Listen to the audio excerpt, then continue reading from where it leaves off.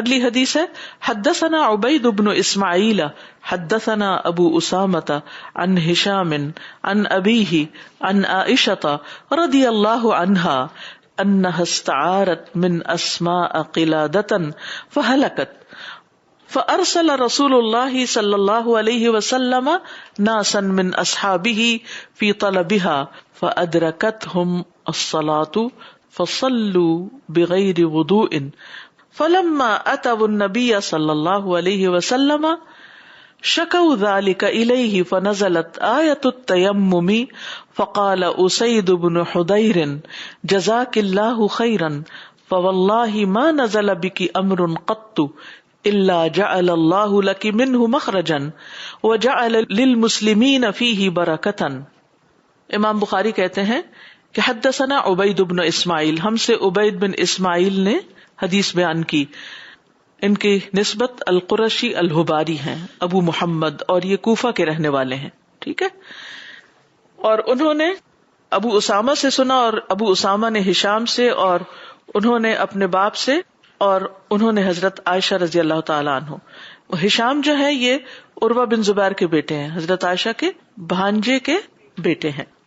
رضی اللہ عنہا انہا استعارت، حضرت عائشہ کہتی ہیں کہ انہوں نے ادھار لیا. کیا؟ من اسماء رضی اللہ تعالی عنہا سے، اپنی بہن سے، قلادتن ایک ہار، فہلکت تو وہ گر گیا، گم گیا، ہلاک ہو گیا یعنی گم گیا، کھو گیا. فارسل رسول اللہ صلی اللہ علیہ وسلم تو بھیجا نبی صلی اللہ علیہ وسلم نے ناسن کچھ لوگوں کو، من اصحابہ اپنے صحابہ میں سے، فی طلبہا اس کو ڈھونڈنے کے لیے، ہار کی تلاش میں اپنے کچھ ساتھیوں کو بھیجا کہ جاؤ ذرا ڈھونڈ لاؤ. فادرکتہم الصلاۃ تو اس پر کیا ہوا کہ ابھی ہار ڈھونڈا ہی جا رہا تھا کہ نماز کا وقت ہو گیا، تو پا لیا ان کو نماز نے، نماز کا وقت آ گیا. فصلوا بغیر وضوء تو انہوں نے نماز پڑھی بغیر وضو کے، کیونکہ ابھی حکم نہیں پتا تھا کہ پانی نہ ہو تو پھر کیا کیا جائے. فلما اتوا النبی صلی اللہ علیہ وسلم پھر وہ نبی صلی اللہ علیہ وسلم کے پاس جب آئے، شکوا ذلک الیہ تو انہوں نے اس بات کا شکوہ یا شکایت نبی صلی اللہ علیہ وسلم سے کی کہ اب پانی نہیں تھا اور ہم نے اس طرح نماز پڑھ لی. فنزلت آیۃ التیمم تو تیمم کی آیت نازل ہو گئی. فإن لم تجدوا ماء فتیمموا صعیدا طیبا کہ اگر تم پانی نہ پاؤ تو پاک مٹی سے تیمم کر لو. فقال اسید بن حضیر تو اسید بن حضیر جو ہار کی تلاش میں گئے ہوئے تھے، انہوں نے کہا حضرت عائشہ کو خطاب کر کے، جزاک اللہ خیرا، اللہ آپ کو بہترین بدلہ دے. وہ تو ہار کھویا تھا بھائی. فواللہ پس اللہ کی قسم، ما نزل بک امر قط نہیں نازل ہوا آپ پر کوئی معاملہ کبھی بھی، یعنی کبھی آپ پر کوئی مشکل آئی، الا جعل اللہ لک منہ مخرجا مگر اللہ نے آپ کے لیے اس مشکل سے نکلنے کی راہ نکال دی. وجعل للمسلمین فیہ برکہ اور مسلمانوں کے لیے اس میں برکت رکھ دی. آپ پر تو آفت آئی لیکن مسلمانوں کو اس سے بڑی خیر نصیب ہوئی. سبحان اللہ، یہ ہے عسر میں سے یسر نکالنا. یہ بھی حضرت عائشہ رضی اللہ تعالی عنہا کی فضیلت پر حدیث امام بخاری نے کوٹ کی ہے، جس کی تفصیل ہمیں صحیح بخاری میں ہی ایک اور جگہ بھی ملتی ہے. حضرت عائشہ کہتی ہیں کہ ہم ایک سفر میں حضور صلی اللہ علیہ وسلم کے ہمراہ روانہ ہوئے. جب ہم مقام بیدا یا ذات جیش پر پہنچے تو میرا ہار گم ہو گیا. اب دو جگہ کیوں بتا رہی بیدا یا ذات جیش؟ بعض اوقات آپ دیکھیے کہ رات کا وقت ہو، نہیں پتا چلتا کہ ہم مسیساگا کی باؤنڈری میں ہیں یا ملٹن کی، ایسا ہو سکتا ہے نا. تو آپ اگر روایت کر رہے ہو تو آپ یہ نہ کہیں کہ اچھا اتنا بھی نہیں پتا کہ کون سی جگہ ہے. اور ابھی تو اتنے ہر جگہ سائن بورڈ لگے ہوتے ہیں، ساری تفصیلات کے باوجود بعض اوقات ہمیں نہیں پتا چلتا ہم کہاں کھڑے ہیں. تو وہاں تو کوئی ایسی نہ ہائی ویز تھے اور نہ ہی کہیں نشان جگہوں پہ لکھے ہوئے تھے. تو بہرحال انہوں نے علاقے کا نام مینشن کیا. تو کہتے ہیں کہ اس کی تلاش کے لیے رسول اللہ صلی اللہ علیہ وسلم وہاں ٹھہر گئے اور لوگ بھی آپ کے ساتھ رک گئے، جبکہ وہاں کوئی پانی کا چشمہ بھی نہیں تھا اور لوگوں کے پاس بھی پانی نہیں تھا، کیونکہ واپسی کا سفر تھا، پانی وانی ختم ہو چکا تھا جو لوگ سفر میں ساتھ لے کے چلتے ہیں. لوگ ابو بکر کے پاس آ کر کہنے لگے، آپ نہیں دیکھتے کہ عائشہ نے کیا کر دکھایا ہے؟ انہوں نے رسول اللہ صلی اللہ علیہ وسلم کو دیگر لوگوں سمیت ٹھہرا رکھا ہے، یعنی سب لوگ ان کے ہار کھونے کی وجہ سے یہاں رکے ہوئے ہیں. پہلے وہ عمرے کے لیے رکے ہوئے تھے، اب وہ ہار کھو گیا تو وہاں رکے ہوئے ہیں. یہاں نہ پانی کا چشمہ ہے اور نہ خود ان کے پاس پانی ہے. ابو بکر رضی اللہ عنہ تشریف لائے جبکہ رسول اللہ صلی اللہ علیہ وسلم، حضرت عائشہ کہتی میری ران پر اپنا سر مبارک رکھے سو رہے تھے. سبحان اللہ، اتنی پریشانی کے وقت سو رہے ہیں آرام سے.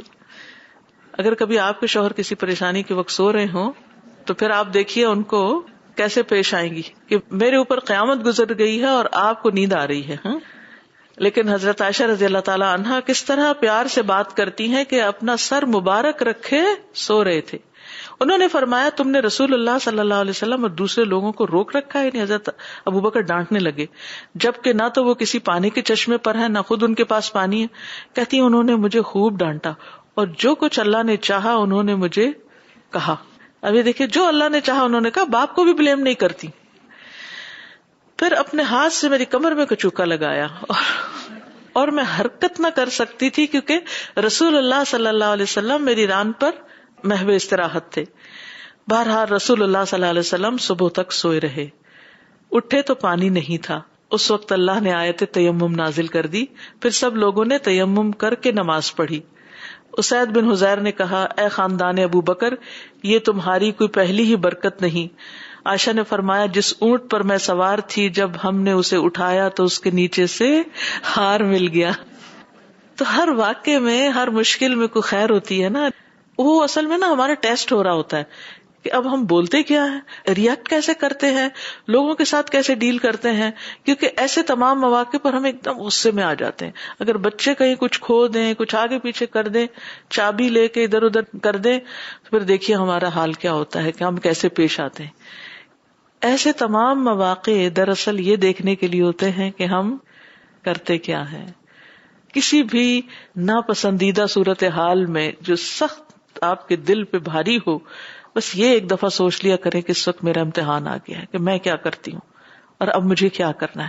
تھوڑی دیر وقفہ دے کے اپنے آپ کو سمجھا لیں اگر، تو بہت سی چیزیں درست ہو جاتی. اب آپ دیکھیے کہ بہت سے دینی احکامات نازل اس وقت ہوئے ہیں جب کوئی واقعہ پیش آیا ہے. کیونکہ اس سے جو بات سمجھ میں آتی ہے نا، جو تعلیم اس وقت ہوتی ہے وہ عام حالات میں نہیں ہوتی. یہی وجہ ہے کہ جب آپ کو کوئی سچویشن پیش آتی ہے، پھر آپ قرآن پڑھتے ہیں، پھر وہ آیت کوئی آ جاتی ہے تو کہتے اوہ، ایسی گائیڈنس ملتی ہے کہ انسان کبھی نہیں بھولتا اس کو. اب آپ دیکھیے کہ موجودہ الیکشن کے بعد جو مسلمانوں کے مختلف تبصرے، ہر شخص نے فرض سمجھ رکھا ہے کہ کچھ نہ کچھ ضرور تبصرہ کرے، یا کسی کا تبصرہ پڑھے اور سنے، یا اس کو فارورڈ کرے، یا پھر کچھ نہ کچھ بولے. کیونکہ ہر شخص ایک کائنڈ آف اینگزائٹی میں ہے کہ اب پتہ نہیں کیا ہوگا، خصوصاً وہ جن سے براہ راست معاملے کا تعلق ہے. دور بیٹھے لوگ بھی اپنی اپنی دانشوری جھاڑ رہے ہیں، لیکن قریب کے لوگ جو ہیں وہ زیادہ اس میں مبتلا ہیں. یہ بھی ایک آزمائش ہے، یہ بھی ایک امتحان ہے. تو اتفاق کی بات ہے کہ میں دن بھر دیکھتی رہی کہ کیا لوگوں کی رائے ہے، تبصرہ ہے، کیا ہو رہا ہے. تو بہرحال رات جب میں قرآن پڑھنے کے لیے بیٹھی تو اس میں یہ آیت تھی فَعَسَىٰ أَن تَكْرَهُوا شَيْئًا وَيَجْعَلَ اللَّهُ فِيهِ خَيْرًا كَثِيرًا، کہ ہو سکتا ہے کہ ایک چیز تمہیں ناپسند ہو اور اللہ سبحانہ وتعالیٰ اسی میں بہت بڑی خیر رکھ دے. ہم کیا جانتے ہیں؟ ہم تو صرف یعلمون ظاہرا من الحیات الدنیا، اس دنیا کی صرف ظاہری چیزوں کے بارے میں ہمارا علم ہے. وہم عن الآخرۃ ہم غافلون، آخرت کے معاملے میں غافل ہیں. تو اللہ سبحانہ وتعالیٰ بہت سے سبق ہمیں کسی مشکل میں ڈال کے کسی ناپسندیدہ فیصلے کے ذریعے بھی کراتا ہے. تو اس لیے ہمارا کام کیا ہے کہ ہر حال میں معاملہ اللہ کے سپرد کر دیں.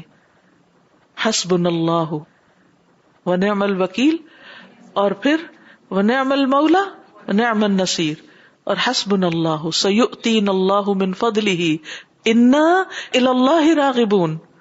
ہر معاملے میں ہمیں کرنا کیا ہے؟ انا الی اللہ راغبون، ہم اللہ کی طرف رغبت کرنے والے. اتنا بڑا سہارا، ہمیں کس بات کی پریشانی اور کس بات کی مشکل.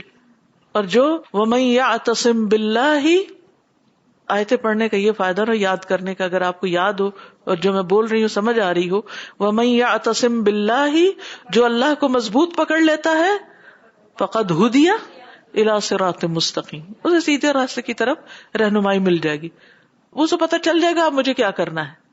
ٹھیک ہے نا. ومن یکفر بالطاغوت ویؤمن باللہ فقد استمسک بالعروۃ الوثقی لا انفصام لها، لا انفصام لها. اللہ کا سہارا کبھی نہیں ٹوٹتا، ہر حال میں اللہ کا سہارا، اسی سے مدد. کوئی کچھ بھی کرنا چاہے، اگر اللہ آپ کے ساتھ ہے کوئی آپ کا بال بھی بیکا نہیں کر سکتا. اس یقین اور اس ایمان کو پیدا کرنے کی ضرورت ہے. اور یہ قرآن پڑھے بغیر اور مسلسل اس کے ساتھ تعلق رکھے بغیر آ نہیں سکتا. یہ نہیں کہ ایک دفعہ پڑھ لیا اور کہیں رکھ دیا اور پھر پریشان ہونا شروع ہو گئے. نہیں، کھولیں آپ اسی دن سے متعلق، اسی مسئلے اور سے متعلق آپ کو رہنمائی ملے گی. یہی قرآن کا معجزہ ہے کہ ہر موقع سے متعلق انسان کو رہنمائی دیتا ہے. تو یہاں بھی آپ دیکھیں حضرت ابوبکر پریشان ہیں، امبیرس ہو رہے ہیں، سارے لوگ ان کو آ کے کہہ رہے ہیں کہ یہ کیا ہو رہا ہے. نبی صلی اللہ علیہ وسلم تک نہیں آ رہے ادب احترام کی وجہ سے. اور نبی صلی اللہ علیہ وسلم نے حضرت عائشہ کو کچھ بھی نہیں کہا. کیا میں کہتی ہوں، کیا وقار اور کیا دل ہے کہ اتنی بڑی چیزوں کی، ایک تو ہماری تو کوئی چیز کھو جائے، ہار کھو جائے، اور وہ بھی کسی کا مانگا ہوا، کسی سے مانگا ہوا ہار کھو جائے تو پتہ ہی کتنے تانے ملیں گے. تمہیں سفر میں ہی ہار پہننا تھا اور اس کے بغیر گزارا نہیں تھا تمہارا، اور یہاں کس نے دیکھنا تھا، اور وغیرہ وغیرہ. پتہ نہیں کیا سے کیا باتیں. سفر میں اس طرح کی چیزیں ہو جاتی ہیں، کچھ مسپلیس ہو جاتا، کچھ نہیں بولے اور کوئی فکر بھی نہیں، کوئی پریشانی بھی نہیں، آرام سے سو گئے ہیں. اور سوئے بھی کہاں ہے جس کی غلطی اگر ہے تو، کیونکہ چیز کے گمنے اور کھونے میں غلطی بعض اوقات نہیں ہوتی. ٹوٹنے والی چیز تھی، گرنے والی گر گئی، کچھ بھی ہو سکتا ہے.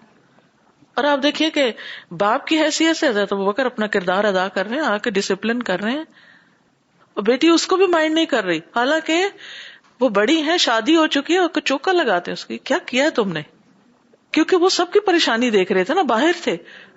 تو اب آپ دیکھیے حضرت عائشہ بھی جواباً کچھ نہیں کہتی، کچھ نہیں کہتی. ہر جگہ آپ دیکھ رہے ہیں یہ جو کچھ نہ کہنے والی بات ہے نا، اس سے بڑے معاملے طے ہو جاتے ہیں. اس خاموشی سے بہت کچھ حل ہو جاتا ہے. اکثر آپ دیکھیں کہ مسائل نا غبارے کی طرح ہوتے ہیں، جتنی ان میں چاہو ہوا بھر لو، وہ پھر آخر اس کو بھی پھٹنا ہی ہوتا ہے، ایکسپلوڈ ہو جاتا ہے آخر میں جا کے. اور جتنا اس کو چاہو چھوڑ دو، وہ چھوٹا ہی رہے گا. بڑھانا ہے تو بڑھا لو. پھر اسی طرح آپ دیکھیے کہ صحابہ، حضرت اسید بن حضیر ان لوگوں میں سے تھے جن کو یہ ڈیوٹی ملی تھی جا کے ہار تلاش کرے. وہ بتائیے کتنے کھپ کھپا کے آئے ہوں گے، اور آ کے ان کا بھی موڈ آف ہونا چاہیے، لیکن وہ کتنے پازیٹو سوچ رکھتے ہیں. جب آیت تیمم نازل ہوئی، سب کو سہولت مل گئی، اور ساری زندگی کے لیے کتنی مسلمانوں کو آج تک جو بھی کوئی تیمم کرے، سب کے لیے کتنی خوشخبری کی بات ہے کہ پانی نہیں، بد پریشان ہو تیمم کرو، نماز پڑھو، بات ختم. تو کہتے یہ تو تمہارے خاندان کی برکت ہے. اور پھر اللہ نے چاہا تو ہار بھی مل گیا، مسئلہ بھی حل ہو گیا. سنن نسائی میں یہ واقعہ اس طرح آتا ہے، حضرت عائشہ کہتی ہیں کہ رسول اللہ صلی اللہ علیہ وسلم نے اسید بن حضیر اور کچھ دوسرے لوگوں کو ہار کی تلاش کے لیے بھیجا، جسے وہ اپنے پڑاؤ کی جگہ پر بھول گئی تھی. نماز کا وقت ہو گیا، جبکہ ان لوگوں کا وضو نہیں تھا. وہ پانی نہ پا سکے تو انہوں نے بغیر وضو کے نماز پڑھی. پھر انہوں نے اس بات کا ذکر رسول اللہ صلی اللہ علیہ وسلم سے کیا تو اللہ تعالیٰ نے آیت تیمم اتاری. اسید بن حضیر کہنے لگے جزاک اللہ خیرن، اللہ کی قسم جب بھی آپ کو کوئی ایسا معاملہ پیش آیا جسے آپ پسند نہ کرتی ہوں تو اللہ تعالیٰ نے اس میں آپ کے لیے اور دوسرے مسلمانوں کے لیے خیر رکھ دی. پھر اسی طرح یہ ہے کہ ہار کی تلاش میں بہت وقت لگ گیا تھا، اور رات کا وقت تھا، حتیٰ کہ فجر ہو گئی تھی، فجر کی نماز تھی. سنن نسائی میں آتا ہے، عمار کہتے ہیں رسول اللہ صلی اللہ علیہ وسلم نے ذات الجیش میں پڑاؤ ڈالا، جبکہ آپ کے ساتھ آپ کی زوجہ عائشہ رضی اللہ عنہا بھی تھی. ان کا ایک ہار جو زفار کے مونگوں کا تھا وہ ٹوٹ گیا. لوگ اس ہار کی تلاش میں روک لیے گئے حتیٰ کہ فجر روشن ہو گئی. لوگوں کے پاس پانی نہیں تھا. ابوبکر عائشہ پر ناراض ہوئے اور کہا تم نے سب لوگوں کو روک رکھا ہے جب ان کے پاس پانی نہیں. چنانچہ اللہ عز و جل نے مٹی کے ساتھ تیمم کرنے کی رخصت نازل کر دی. تو واقعات یا حالات وہ نہیں ہوتے جو سامنے نظر آ رہے ہوتے ہیں، ان کے پیچھے چھپی خیر کو بھی دیکھا کریں، ان کے دوسرے رخ کو بھی دیکھنا لازم ہوتا ہے. اس طرح زندگی آسان ہوتی چلی جاتی ہے. یہ ہے وہ رہنمائی، یہ ہے وہ سیدھا راستہ جو دین ہمیں سکھاتا ہے. اس کی دعا تو ہم مانگتے ہیں، لیکن اس پر چلنے کے لیے رہنمائی نہیں لیتے، وہ روڈ میپ نہیں لیتے. اب آپ دیکھیں نا، آپ گھر سے بیٹھے ہیں گاڑی میں، اللہ مجھے سیدھا رستہ دکھا اور میں صحیح جگہ پہنچ جاؤں جہاں میں جانا چاہتی ہوں، اور جی پی ایس کھولے ہی نہ، میپ دیکھے ہی نہ، ڈائریکشن معلوم ہی نہ کریں، تو کیا ہوگا؟ کھوئیں گے نا. اور یا پھر لوگوں سے راستے میں اس سے پوچھ اس سے پوچھ اس سے، کب پہنچیں گے؟ سب سے زیادہ صحیح وقت پہ کون پہنچتا ہے؟ جو گھر سے ڈائریکشن نکالے، گاڑی میں بیٹھ کے نہیں، گھر سے نکال کے نقشہ اسٹڈی کر کے چلے. کون کون سے بیچ میں اہم مقام آ رہے ہیں، کہاں سے جانا ہے، کس طرف کی سڑک لینی ہے، 401 لینا ہے یا 407 لینا ہے، کیونکہ کچھ نقشے وہ 407 کا رستہ بتاتے ہیں، پھر جب اس کے سر پہ پہنچ جاتے ہیں تو پھر $20 کی پریشانی لگ جاتی ہے. تو پہلے سے ہی دیکھ کے بیٹھیں کہ بھی کہاں سے جانا ہے، یا کسی ماہر سے پوچھ لیں کہ اس کا اندر سے راستہ کون سا جاتا ہے جو شارٹ کٹ بھی ہو، اور رش کے وقت میں کہاں سے جانا ہے. تو جو شخص جانے سے پہلے تیاری کرتا ہے وہ سارا سفر سکون سے گزارتا ہے اور منزل پہ بھی آسانی سے پہنچتا ہے، اور جو تیاری کے بغیر بیٹھ جاتا ہے وہ پھر سخت خوار ہوتا ہے، اور جو کرنا ہوتا ہے نا اس نے وہ صحیح سے نہیں کر پاتا. اسی طرح جو لوگ قرآن و سنت کا مطالعہ کر لیتے ہیں، پڑھتے ہیں، سمجھتے ہیں، تیاری کر کے ہر معاملے کی، شادی کا معاملہ ہے تو دینی رہنمائی حاصل کرتے ہیں، کوئی فوتگی ہے تو دینی رہنمائی کہ ہمارا دین ہمیں کیا کہتا ہے، بچوں کی تربیت ہے تو سیکھتے ہیں دین ہمارا کیا بتاتا ہے، کیسے معاملہ کرنا ہے. اسی طرح باقی بھی زندگی کے معاملے، کھانا پینا سونا جاگنا، ان سب چیزوں کے بارے میں جب علم حاصل کرتے ہیں تو پھر سکون سے اپنا سفر گزارتے ہیں. یہ دنیا بھی پرسکون ہو جاتی ہے، اور انشاءاللہ آخرت کے مراحل بھی جہاں پہنچنا ہے وہاں بھی پھر بہترین انشاءاللہ اللہ کے فضل سے جگہ پائیں گے، کیونکہ آپ تیاری سے چلے ہیں. تو اس میں بہت بڑا فرق ہو جاتا ہے تیاری سے جانے اور بغیر تیاری کے نکلنے کا. تو اس لیے نبی صلی اللہ علیہ وسلم نے کیا فرمایا تھا؟ میں تمہارے درمیان 2 چیزیں چھوڑ کے جا رہا ہوں، ان کو مضبوطی سے پکڑ کے رکھو گے تو کبھی نہیں بھٹکو گے، گمراہ نہیں ہوگے. ہم نے تو قرآن تو پھر بھی پکڑ لیا، حدیث کو تو کھول کے بھی نہیں کبھی دیکھا، وہ کتاب بھی نہیں ہے ہمارے گھر میں، کہاں سے پڑھیں گے؟ تو ہمیں کسی اور کو بلیم کرنے سے پہلے دیکھنا چاہیے کہ ہم خود کس طرح کی زندگی بسر کر رہے ہیں، ہم خود اپنے ساتھ کیا ظلم کر رہے ہیں. تو اللہ سبحانہ وتعالی ہم سب کے راستے آسان فرمائے. اگلی حدیث ہے، حدثني عبید بن اسماعیل حدثنا ابو اسامہ عن ہشام عن ابیہ ان رسول اللہ صلی اللہ علیہ وسلم لما كان في مرضه جعل يدور في نسائه ويقول أين أنا غدا أين أنا غدا حرصا على بيت عائشة. قالت عائشة فلما كان يومي سكن. امام بخاری کہتے ہیں کہ مجھ سے، یا حدثنی ہے، یوں لگتا ہے کہ جیسے اکیلے میں 1 on 1 ان سے حدیث لی تھی. حدثنی عبید بن اسماعیل، ہم سے یا مجھ سے عبید بن اسماعیل نے حدیث بیان کی.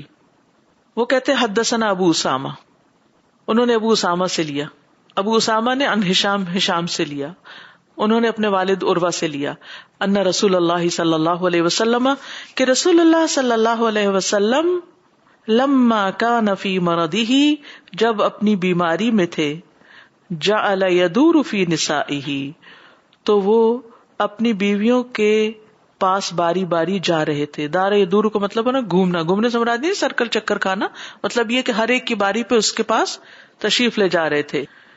وَيَقُولُ أَيْنَ أَنَا غَدًا، اور بیمار کافی تھے تو آپ پوچھتے تھے کہ کل کہاں جانا ہے مجھے. أَيْنَ أَنَا غَدًا، پھر پوچھتے اچھا کل کہاں ہے. حِرْصًا عَلَى بَيْتِ عائشہ، کیونکہ آپ کو حضرت عائشہ کے گھر جانے کی خواہش تھی، وہاں آپ زیادہ کمفرٹیبل ہوتے تھے.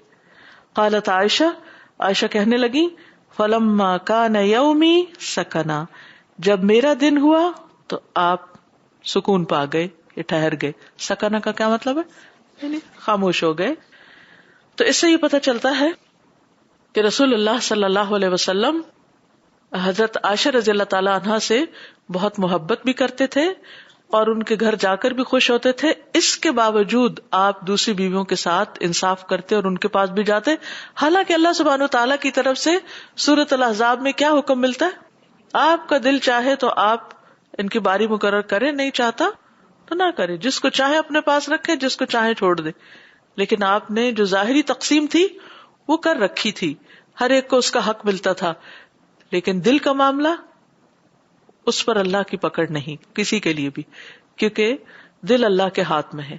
یعنی اگر ایک شخص کی 2 بیویاں ہیں تو دونوں میں مالی اعتبار سے، وقت گزارنے کے اعتبار سے اگر وہ انصاف کرتا ہے تو اس کو کرنا ہے، لیکن اگر دل کا رجحان کسی ایک کی طرف زیادہ ہے پھر اس پر اس کی پکڑ نہیں. کیوں؟ اس لیے کہ دل ایسی چیز ہے کہ جس کو انسان زبردستی کسی چیز کی طرف موڑ نہیں سکتا، خصوصاً محبت کے معاملے میں. اس میں ایک بڑی سیکھنے کی بات بھی ہے کہ اگر کسی شخص کی زندگی میں ایسا کوئی مسئلہ ہے تو اس میں اگر شوہر اس کی طرف متوجہ نہیں، دوسری خاتون کی طرف زیادہ متوجہ ہے، تو انسان کیا سمجھے کہ یہ تقدیر کا فیصلہ ہے، یہ اللہ کا فیصلہ ہے. اگر اللہ نے اس کے دل میں اس کے لیے جگہ زیادہ رکھی ہے تو یہ رزق ہے اللہ کا، جس کو چاہے دے. تو مجھے اس پہ حسد کرنے اور جلنے کڑنے کی بجائے کچھ اور کرنا چاہیے کہ میں اللہ سبحانہ تعالیٰ کے نزدیک اپنا مقام بنا سکوں، وہاں آخرت کے بلند درجے حاصل کر سکوں. کیونکہ بندے کو دنیا میں اگر کہیں بھی کچھ کمی ہوتی ہے، کوئی محرومی ہوتی ہے، تو اللہ سبحانہ تعالیٰ اس کا بہترین بدلہ اجر اس کو آخرت میں دیتے. مومن کو تو ایک کانٹا بھی اگر چبھتا ہے تو اس کے بدلے بھی اس کے گناہ معاف ہوتے ہیں اور اس کے درجات بلند ہوتے ہیں. تو انسان کو ان چیزوں میں پڑھ کر اپنے آپ کو ضائع نہیں کرنا چاہیے، اور اسی بحث اور مباحثے اور لڑائی اور جھگڑے میں اور روز گھر میں انسان فتنہ کھڑا کر رکھے، اس سے بہتر ہے کہ انسان کسی اور کام کی طرف اپنی توجہ رکھے. بہرحال اس واقعے کی تفصیل تھوڑی ہمیں اور بھی جاننی چاہیے کہ نبی صلی اللہ علیہ وسلم کی جو وفات کا وقت تھا وہ کس طرح گزرا. عبید اللہ بن عبداللہ بن عتبہ سے مروی ہے کہ عائشہ رضی اللہ عنہا نے انہیں خبر دی کہ رسول اللہ صلی اللہ علیہ وسلم کی بیماری کا آغاز حضرت میمونہ کے گھر سے ہوا. یعنی جس دن آپ پہلی دفعہ بیمار ہوئے تو آپ حضرت میمونہ کے گھر تھے. آپ نے اپنی بیویوں سے اجازت مانگی کہ آپ کی تیمارداری ان کے گھر میں کی جائے. یعنی حضرت عائشہ کے گھر میں جب پہنچے، یہ پچھلا واقعہ جو گزر چکا کہ جب آپ کے گھر آگے تو پھر آپ نے باقیوں سے اجازت بھی لی. یعنی یہ حدیث ہمیں صحیح مسلم میں ملتی ہے. تو انہوں نے اجازت دے دی. حضرت عائشہ کہتی ہیں کہ آپ اس طرح نکلے کہ آپ کا ایک ہاتھ فضل بن عباس کے کندھے پر اور دوسرا ایک اور دوسرے آدمی کے کندھے پر تھا، اور کمزوری کی وجہ سے آپ اپنے پاؤں سے زمین پر لکیر بناتے جا رہے تھے. یعنی پاؤں پورا بھی نہیں اٹھا پا رہے تھے. جب آپ چل رہے تھے تو جوتی کا نشان اس طرح تھا جیسے پاؤں گھسیٹ کے جیسے چلتا ہے نا انسان، کہ اس کی لکیر بنتی چلی جا رہی تھی. لیکن آپ دیکھیے کہ اس حال کو بھی پہنچ کر آپ نے کیا اخلاق ہے کہ اجازت مانگی اور صرف اپنی خواہش کا یوں اظہار کرتے تھے کہ اچھا کل میں کہاں ہوں گا. یعنی شاید آپ کو خود یاد نہیں ہوتا تھا، یا ویسے ہی آپ احساس دلانے کے لیے کہ آپ کی کیا چاہت ہے کہ آپ کہاں پر ہوں اس کا ذکر کرتے تھے. حدثنا عبداللہ ابن عبد الوہاب حدثنا حماد حدثنا ہشام عن ابیہ قال. امام بخاری کہتے ہیں کہ ہم سے عبداللہ بن عبد الوہاب نے بیان کیا، اور وہ کہتے ہیں کہ ہم سے حماد نے، اور حماد کہتے ہیں کہ ہم سے ہشام نے، اور ہشام اپنے والد عروہ بن زبیر سے. قال، عروہ نے کہا، کان الناس، تھے لوگ، یتحرون، پرسو کرتے، انویسٹیگیٹ کرتے یا معلوم کرتے، یہ جاننے کی کوشش کرتے، بہدایاہم، اپنے ہدیوں کے ساتھ، یوم عائشہ، عائشہ رضی اللہ تعالی عنہا کے دن کی. یعنی لوگ یہ معلوم کرتے رہتے تھے یا اس بات کو پرسو کرتے تھے کہ نبی صلی اللہ علیہ وسلم کس دن حضرت عائشہ کے گھر میں ہوں گے اپنے ہدیے دینے سے پہلے. یعنی جب وہ نبی صلی اللہ علیہ وسلم کو کوئی گفٹ دینا چاہتے تھے تو پہلے یہ معلوم کرتے تھے کہ آپ کس دن حضرت عائشہ کے گھر میں. قالت عائشہ، تو عائشہ کہتی ہیں، فاجتمع صواحبی، تو میری ساتھیاں، یعنی سوکنے نے کہا صواحبی، میری ساتھیاں جو تھیں وہ اکٹھی ہوئیں، الی ام سلمہ، ام سلمہ کے گھر. فقلنا، تو کہنے لگیں، یا ام سلمہ، اے ام سلمہ، واللہ ان الناس یتحرون بہدایاہم یوم عائشہ، اللہ کی قسم لوگ دیکھتے رہتے ہیں عائشہ کے دن کو اپنے ہدیوں کے لیے. یعنی جس دن عائشہ رضی اللہ عنہ کی باری ہوتی ہے اس دن ہدیہ بھیجتے ہیں. وَإِنَّا نُرِيدُ الْخَيْرَ، اور ہم بھی خیر چاہتے ہیں. کما تريدُهُ عائشہ، جیسے عائشہ خیر چاہتی، جیسے عائشہ اپنے لیے بھلائی چاہتی ہیں، ہمارا بھی دل چاہتا ہے کہ جب آپ ہماری طرف ہوں تو لوگ ہدیہ بھیجیں. فمری رسول اللہ صلی اللہ علیہ وسلم، تو تم جا کر نبی صلی اللہ علیہ وسلم سے کہو، ان یأمر الناس، کہ وہ لوگوں سے کہیں، حکم دیں، ان یہدوا الیہ، کہ وہ ان کو ہدیہ دیا کرے، حیث ما کان، جہاں کہیں بھی وہ ہوں. ضروری نہیں کہ عائشہ کے گھر ہو، جہاں بھی ہو وہ ہدیہ بھیج دیا کریں. او حیث ما دارا، یا جہاں بھی آپ کی باری ہو. قالت، کہتی ہیں، فذکرت ذلک ام سلمہ للنبی صلی اللہ علیہ وسلم، تو ام سلمہ نے یہ بات نبی صلی اللہ علیہ وسلم سے کہہ دی، ذکر کر دی. قالت، تو ام سلمہ کہتی ہیں، فأعرض عنی، تو آپ نے مجھ سے منہ پھیر لیا، جواب نہیں دیا، چپ، اگنور کر دی بات. فلما عاد الیہ، وہ کہتی ہے پھر جب دوبارہ میری باری آئی، میری طرف آئے، ذکرت لہ، میں نے پھر وہی بات کی، ذالک، وہی بات. فأعرض عنی، تو آپ نے پھر وہی کیا، یعنی خاموشی اختیار کی، منہ پھیر لیا.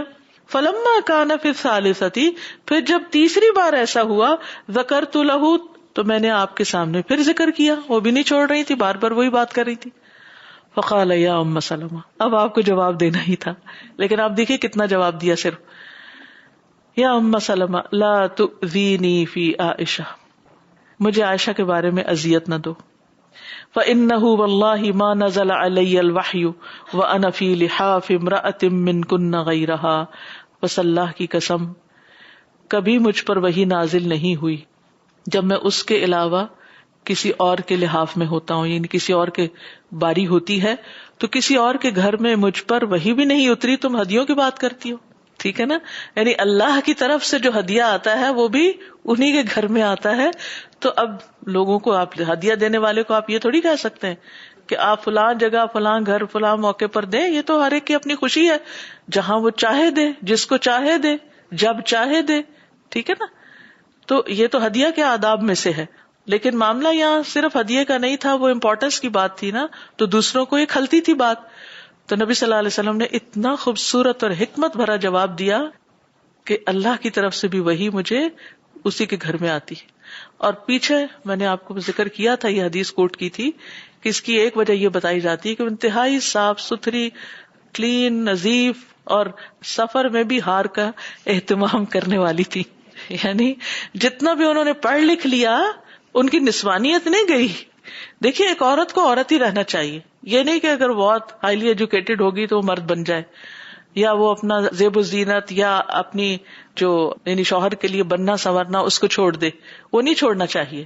آپ دیکھیں حضرت عائشہ رضی اللہ تعالیٰ عنہا اس چیز کا بھی اہتمام کرتی. وہ ہار والے قصے میں اور تو سب باتیں پتہ چلتی، لیکن مجھے یہ بات بہت انٹرسٹنگ لگتی ہے کہ اچھا وہ ساتھ سفر پہ ہار لے کر گئی. ہم جب سفر پہ جاتے ہیں تو ہم عام طور پر سوچتے کہ سفر ہی ہے، چھوڑو. تو یعنی کوئی ریلیشن شپ ایک طرفہ نہیں ہوتا. اگر نبی صلی اللہ علیہ وسلم کو ان سے محبت تھی تو حضرت عائشہ بھی نبی صلی اللہ علیہ وسلم کے لیے بہت کچھ کرتی تھی، اس کا بہت خیال رکھتی تھی. کبھی آپ کو اپنے شوہر سے اگر شکایت ہو تو صرف اسی کو نہ بلیم کیجیے، اپنے آپ کو بھی ضرور دیکھیے کہ ہم کہاں کیا کوتاہی کر رہے ہیں کہ اس کی توجہ ہم سے ہٹ کر کسی اور کی طرف جا رہی ہے. تو بہرحال یہاں پر آپ دیکھیے کہ یہ تو ام سلمہ کو آپ نے فرمایا، اور آپ کو یاد ہوگا جب حضرت فاطمہ رضی اللہ تعالیٰ عنہا اس سے ملتا جلتا ایک مسئلہ لے کر آئی تھی تو آپ نے ان کو بھی کیا کہا تھا کہ اگر تم مجھ کو چاہتی ہو تو عائشہ کو بھی چاہو، ان سے بھی محبت کرو. تو اس کے بعد انہوں نے کہا کہ میں اس معاملے میں دخل نہیں دوں گی. اس کے ساتھ ہی بخاری کا 14واں باب ختم ہوا، اور اس کے بعد 15واں باب شروع ہوگا یا 15ویں کتاب شروع ہوگی. یہاں بخاری کا نصف اول ختم ہوتا ہے، یعنی آدھی کتاب پڑھی جا چکی ہے. ٹھیک ہے، تو انشاءاللہ نیکسٹ ویک سے ہم اگلی آدھی شروع کریں گے. اور لوگوں کو بھی دعوت دیجیے کہ چلے آدھی رہ گئی ہے، آدھی سے ہی شروع کر لیں، آدھی پڑھ کے پھر پہلی آدھی دوبارہ پڑھ لیں. ٹھیک ہے، حضرت عائشہ کے بارے میں کچھ کہنا چاہتا آپ کہہ لیجیے. السلام علیکم ورحمۃ اللہ وبرکاتہ. For 2 weeks, alhamdulillah, I've been amazed by listening all the things in our hadith and things about Aisha radiallahu anha.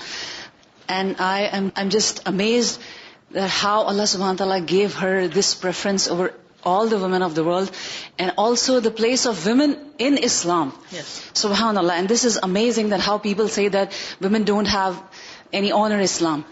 as she was the one who was scolding even the senior Sahabas like Abu Huraira and Abdullah bin Abbas, and she's fighting in the battlefield, and subhanallah, many of the times the ayahs of Quran revealed only in her honor. This is just amazing. And since we are actually learning Surah An-Nisa in our TQE 7, and because of many of the ayahs, the girls, because we have alhamdulillah mostly youth, many girls feel some constriction in their heart because of some of the ayahs. But imagine the status of Aisha radiallahu anha and how Allah subhanahu wa ta'ala chose a woman to be at this place. This is just amazing. So we should all be very, very proud of being a Muslimah, inshallah. Jazakallah. Assalamu alaikum. I was thinking all day yesterday after I went from here, like so many good qualities, so many valuable virtues. I mean, you're kind of silent. What to do, where to start.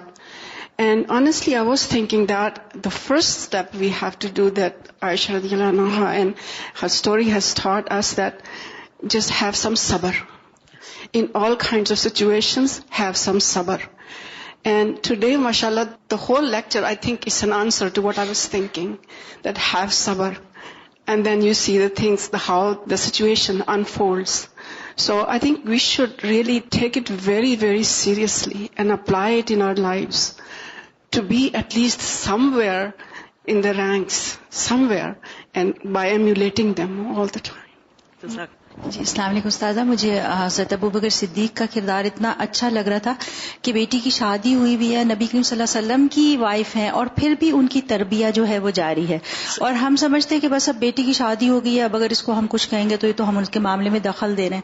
حالانکہ کئی دفعہ اللہ رحم کرے ایسے بھی واقعات نظر سے گزرتے ہیں کہ ایون احکام شریعہ کی نہیں ہو رہی ہوتی پابندی, اور ہم بس یہی کہہ کہ اب تو اس کی شادی ہو گئی ہے, وہ اپنے معاملے کو خود دیکھے. تو مجھے لگتا ہے کہ اس میں بھی ہمارے لیے بہت بڑا سبق ہے کہ تربیت تو ہمارا پھر بھی فرض رہے گا جب تک ہم زندہ ہیں ان کے لیے. یعنی ابوبکر رضی اللہ عنہ یہ بھی کر سکتے تھے نا, جب لوگ ان سے آ کے شکایت کر رہے تھے تو وہ انہیں کو ڈانٹ دیتے کہ نبی صلی اللہ علیہ وسلم تو کچھ نہیں کہہ رہے اور تم لوگوں کو کیا ہے. یعنی اپنی بیٹی کی سائیڈ لیتے کسی بھی طرح, کیونکہ بعض اوقات ہم انجسٹلی اپنے بچوں کی سائیڈ لینا شروع کر دیتے اور معاملے کی حقیقت کو نہیں سمجھتے. Assalamu alaikum wa rahmatullahi wa barakatuh. You know, we've been learning about Aisha radiallahu anha, and it's such an amazing reminder because we learn about her piety and her righteousness. And, you know, for a lot of us in the room, we're students and a lot of us are not married. And, you know, it's important for us to be good women before we get married. A lot of times people say, I will be righteous when I get married, or I'll practice, or I'll wear the hijab when I'm married. And, you know, we learn from so many beautiful examples that women were so modest and so beautiful, you know, before they found their husbands. And it's such a good reminder for us that every day we strive to be righteous and we strive to get closer to Allah, so that Allah puts, you know, someone good into our lives. We have to be complete ourselves before we look for that in someone else, inshallah. جزاکاللہ. السلام علیکم و رحمۃ اللہ. الحمدللہ سے شروع کرنا چاہتی ہوں. اللہ تعالیٰ کا شکر ہر حال میں, اور من لم یشکر الناس لم یشکر اللہ. الحمدللہ کہ اللہ سبحانہ تعالیٰ آپ کو یہاں لائے, اور ہم سب کے بہاف پہ یہ بخاری کا اول نصف آپ نے مکمل کیا. سب کی طرف سے دعا کہ اللہ تعالیٰ آپ کو باقی بھی بخاری شریف مکمل کرنے کی توفیق دے. جزاکم اللہ خیرن کثیرن کثیرا وبارک اللہ فیکم استاذہ. On behalf of all of us, really, I mean, we understand and we cannot really estimate and measure and value the amount of sacrifice it takes on your behalf to do what you're doing here now.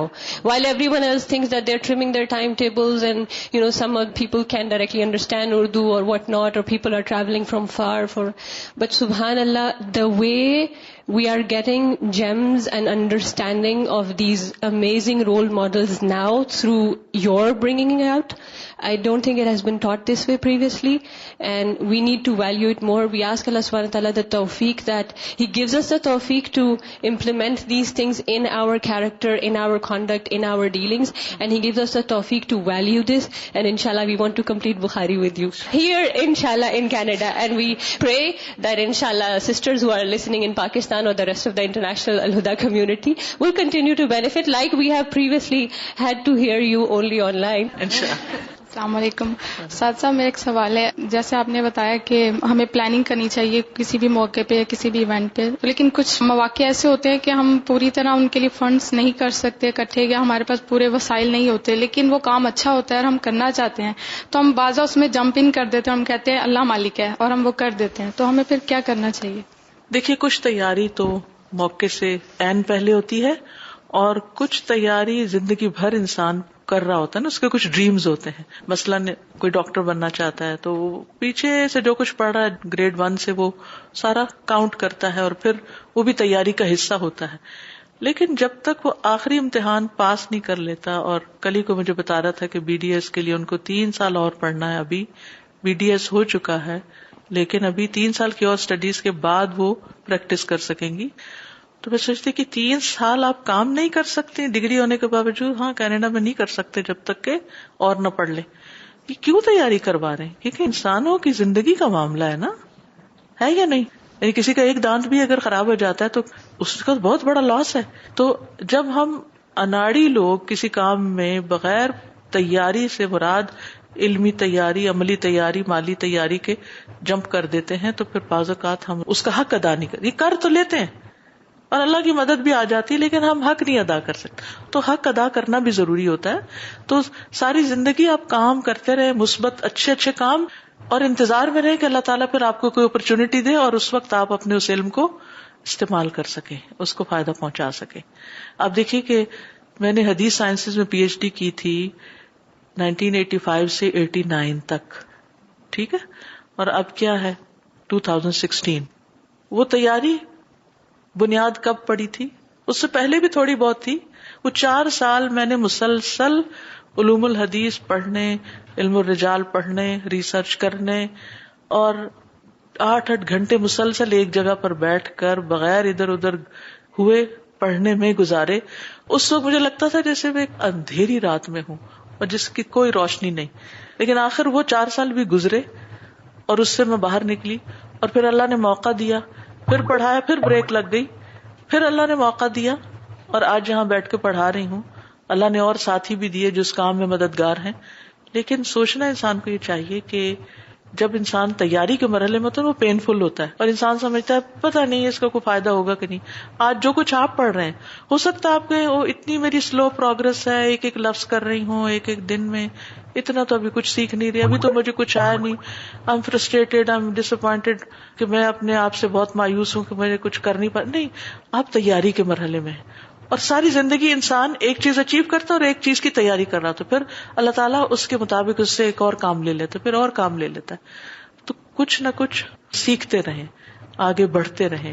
آپ کو نہیں معلوم اللہ تعالیٰ کب، کہاں، کس وقت آپ سے وہ کام لے، اور وہ کام پھر آپ جب کرتے ہیں نا تو پھر اللہ کی مدد آ جاتی ہے. I just wanted to say that we learned about Aisha radiallahu anha, that how somebody said about her manner of speech and her manner of addressing people and giving khutbah and speeches, how they said that they had heard many great Sahaba giving khutbahs, but her speech was the most powerful, the most eloquent. And I think I can also say that we have all heard many lectures and powerful speakers in which a lot of sacred knowledge is taught. But we can all say that, alhamdulillah, what we are gaining in these classes is very powerful and very effective. Not a moment of is boring or heavy on our hearts. And I think even the students who are reading just the English notes, they can also appreciate what we are learning here. So, jazakumullah. السلام علیکم. میرا آپ سے یہ سوال ہے کہ دنیاوی اعتبار سے ہم لوگ یہ دیکھتے ہیں کہ ایج ڈفرینس جو ہے اس سے آپ کی تھنکنگ، آپ کے ہر چیز میں فرق پڑتا ہے، لیکن یہاں حضرت بی بی عائشہ کی زندگی میں ہم نے تو کوئی فرق نہیں پایا. حضور دلی اور ذہنی سکون ان سے پاتے تھے. تو اس کا مطلب ہے کہ ایج ڈفرینس ڈپینڈ کرتا ہے کہ مزاج ملتے ہوں، عادات ملتی ہوں. تو بعض اوقات آپ نے دیکھا ہوگا دادا اور پوتا کی کیسی دوستی ہوتی ہے جو باپ بیٹے کی نہیں ہوتی یا بہن بھائیوں کی وہ نہیں ہوتی. تو age difference really doesn't matter. اگر دو لوگوں کی آپس میں انڈرسٹینڈنگ ہے اور محبت ہے تو وہ کوئی بھی رشتہ ہو سکتا ہے، ٹھیک ہے نا. بعض لوگ بڑی عمر کو بھی پہنچ کے بچوں کے ساتھ اتنے اچھے ہوتے ہیں they can connect very well. اور بعض اوقات نہیں ہوتا. دلوں کے معاملے جو نا یہ محبتوں کے تو اللہ ہی بہتر جانتا ہے. وہ حدیث میں آتا ہے نا کہ جو روحیں وہاں ایک دوسرے سے ان کی آپس میں موافقت ہوئی وہ دنیا میں بھی آ کے ہو جاتی, اور جو وہاں نہیں آپس میں ملی وہ دنیا میں بھی ایک دوسرے اجنبی رہتی ہیں. بعض اوقات ایک گھر میں رہنے والے دو لوگ ایک دوسرے سے بھی ساری زندگی اجنبی رہتے ہیں, سول میٹ نہیں ہوتے, کیونکہ روح کا جو معاملہ ہے نا, وما اوتیتم من العلم الا قلیلا, تمہیں اس کا علم بہت تھوڑا دیا گیا, اس لیے we cannot describe it well. اللہ تعالیٰ کا لاکھ لاکھ شکر گزار ہیں ہم.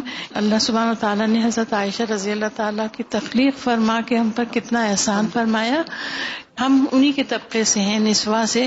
وہ خاتون تھیں تو گھر کے اندر کے احکامات ہمیں کیسے پتہ چلتے, جو ازدواجی زندگی کے معاملات تھے, یا اسی میں جیسے غسل کا طریقہ انہوں نے بتایا کہ تم جڑوں کو گیلا کرو بالوں کی, یہ سب ہمیں کیسے معلوم ہوتا. اور پھر اس کے لیے یہ اہتمام کہ اللہ سبحانہ تعالیٰ کی طرف سے اولاد نہیں تھی کہ تاکہ وہ مکمل توجہ دیتی, حجرے میں رہ کے ان کی بیانات سنتی اور علم حاصل کرتی. جس طرح بھی ہوا تو ہم بہت اللہ کے احسان مند ہیں اس میں. استاذہ, یہ جو رسول اللہ صلی اللہ علیہ وسلم اپنی موت کے قریب جو وفات سے پہلے کہہ رہے تھے کہ میں کل کہاں ہوں گا, اس سے اتنا پتہ چلتا ہے کہ لحاظ کیا. حالانکہ باقی ازواج کو بھی پتا تھا کہ رسول اللہ صلی اللہ علیہ وسلم کو عائشہ رضی اللہ تعالیٰ عنہ محبوب ہے, لیکن انہوں نے کھول کے منہ سے یہ نہیں کہا کہ میں نے عائشہ کے گھر جانا ہے, انہوں نے کہا میں کہاں ہوں گا. آج کل یہ ہمارا ایک بہت بڑا مسئلہ ہے استاذہ کہ بد لحاظی بہت آ گئی ہے اسٹریٹ فارورڈ کے معاملے میں, کہ ہم بہت اسٹریٹ فارورڈ ہیں تو دل توڑ کے رکھ دیتے ہیں لوگ. اللہ سبحانہ تعالیٰ ہمیں ہدایت دے. جزاکم اللہ خیرا. سبحانک اللہم و بحمدک, اشہد ان لا الہ الا انت, استغفرک و اتوب الیک. السلام علیکم و رحمۃ اللہ وبرکاتہ.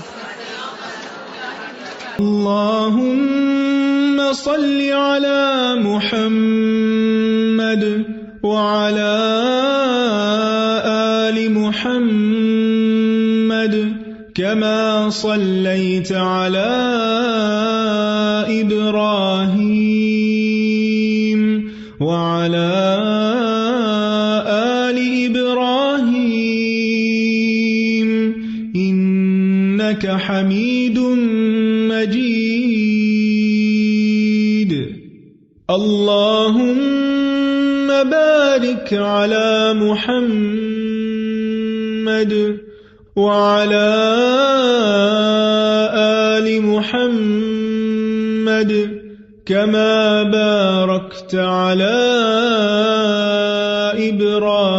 إبراهيم وعلى آل إبراهيم